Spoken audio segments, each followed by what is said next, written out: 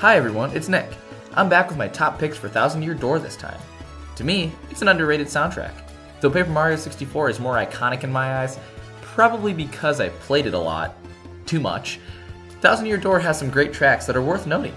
Like I always mention, these are just my picks, so don't get offended if yours does not make the list. So I'll stop the intro and dive right into the list.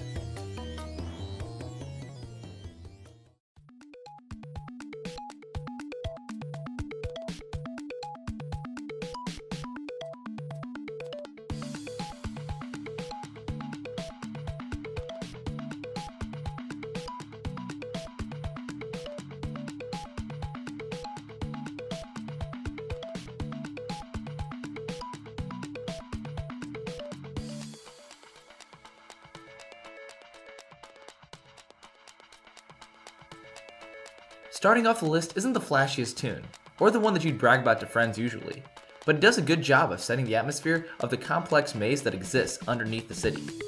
Many people forget about this melody, but it actually stands out to me.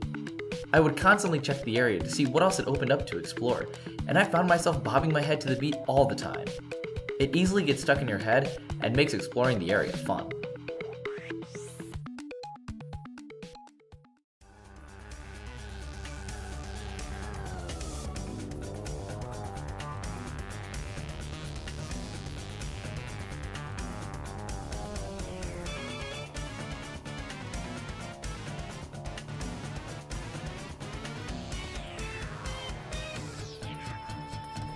When I got shipwrecked on Keyhole Key, I expected the Volcano Round 2, and I honestly would have been okay with that.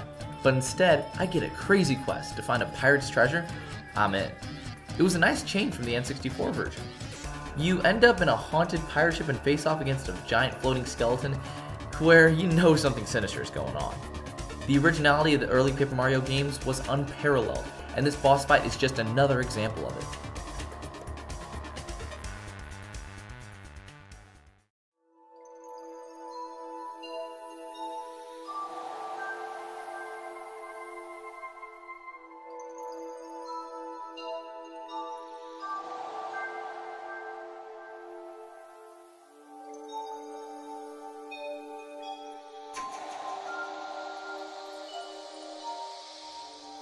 First things first, Punies are adorable. That's obvious, but this chapter was strange. But the uniqueness is what I love about Paper Mario 64 and the Thousand Year Door. It has amazingly creative landscapes, and the characters that inhabit the area combine for a great experience. It's not like Sticker Star that only has Toads as a character for every area, but that's not really the point of this video. The Boggly Woods are stunning, and this piece that accompanies it is as well.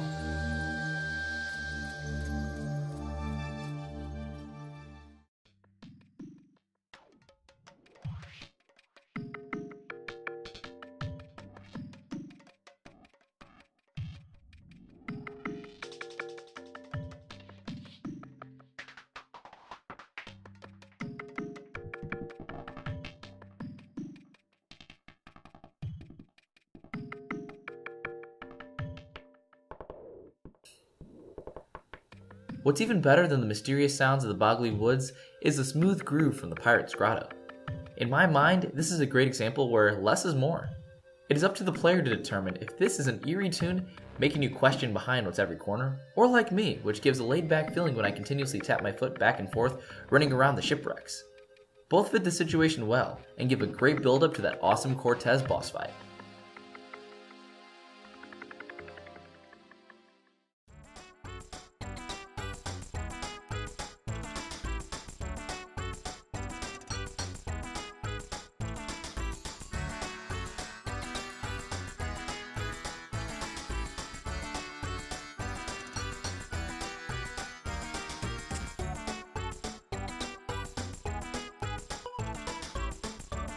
As I mentioned in the top 10 for Paper Mario 64, this was my favorite chapter of any Paper Mario game. It created a flawless combination of action-packed fights, a nice complex story, and a great pairing for music in every part of the chapter. This melody plays when you're just walking around the city, eager to check out that hot dog stand, or the juice bar, or just killing time before your next fight.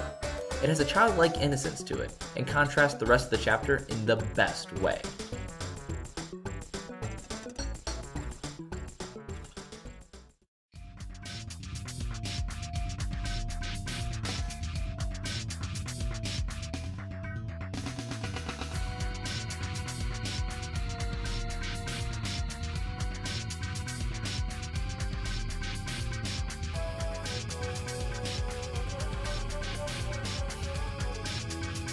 This fight was the perfect use of the audience that was new to Thousand Year Door. You expect the final showdown on the big stage against Rockhawk, but instead it's when nobody's watching, against Grubba. The role reversal is great to preface the fight, but it's crazy that the final, and the most exciting showdown in my eyes, is in this situation. What's strange is how well the music does in conveying this. It sounds just odd enough to keep you guessing while keeping you riled up for the fight.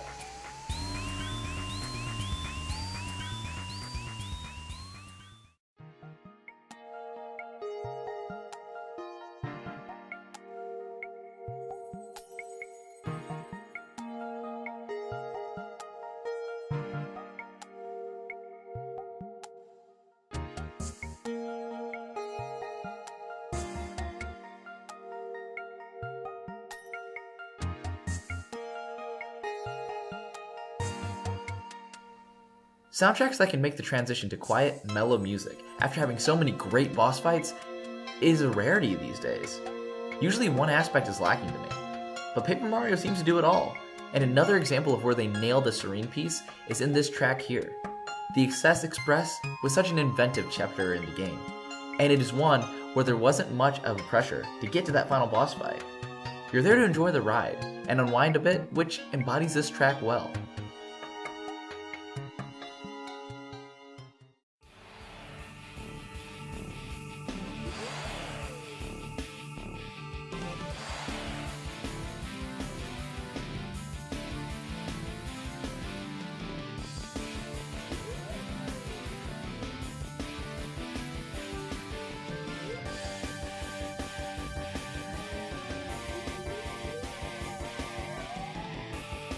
Paper Mario meets John Cena's flying cousin in the WWE Showdown Super Slam Championship. Who will take home the belt and who will be sent home with nothing? Find out this Sunday night. I joke about that, but there's a lot of truth to it as well. It's basically a professional wrestling match, but in a video game. And what's not to love about it? The music is exhilarating and invokes feelings of power and showmanship. Rockhawk was an iconic character, and you better believe that I was looking forward to the facing off against him.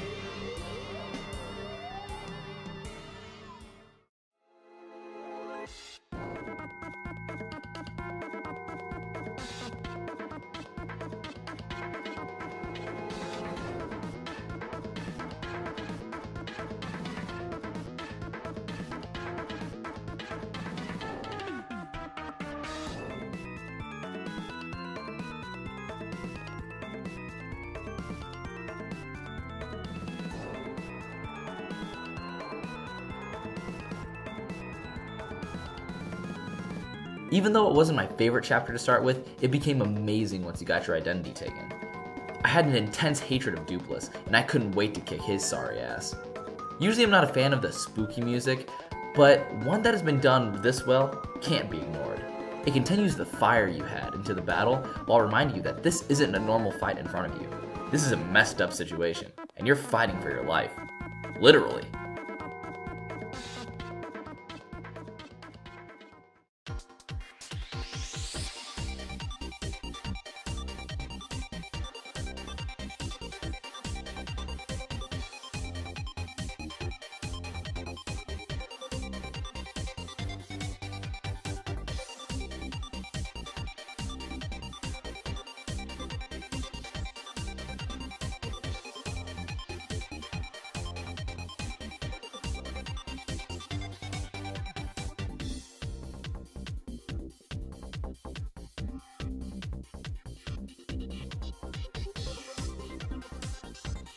My number one should not be a surprise to anyone who's played this game before. Futuristic, funky, and heart-racing is the way I would describe this song. Time is running out, and you need to find Princess Peach as soon as possible.